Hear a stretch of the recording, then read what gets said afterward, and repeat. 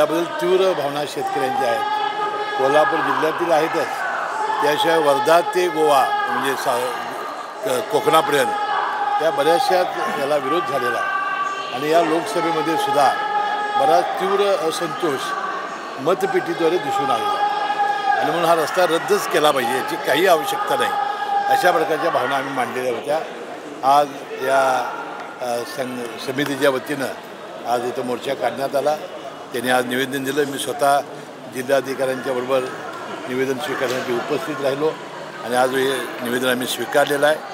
आज मुंबईला आम्ही जातो आहे. उद्या तात्काळ मी MSRDCचे मंत्री दादाजी भुसे साहेब आणि मुख्यमंत्री महोदय आणि दोन्ही उपमुख्यमंत्री महोदयांना मी या सगळ्या लोकांच्या भावना त्याच्या कानावर घालेन आणि हा रस्ता रद्द करण्यासाठी आम्ही सर्व लोकप्रतिनिधी प्रयत्न करू.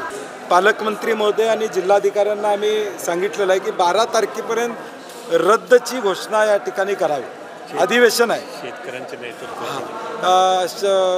त्या ठिकाणी रद्द करावा अशी आम्ही प्रामुख्यानं अपेक्षा व्यक्त त्या ठिकाणी केलेली आहे. कारण की हा महामार्ग कुणालाही नको, किंबहुना त्यांनी देखील शेतकऱ्यांचं नेतृत्व करावं अशी आम्ही विनंती त्यांना केलेली आहे. आणि मला वाटतं सरकारनं यामध्ये निर्णायक अशी भूमिका घ्यावी, नाही तर 12 तारखेनंतर आम्हाला तीव्र आंदोलन आम्हा सगळ्या मंडळींना करावं लागेल.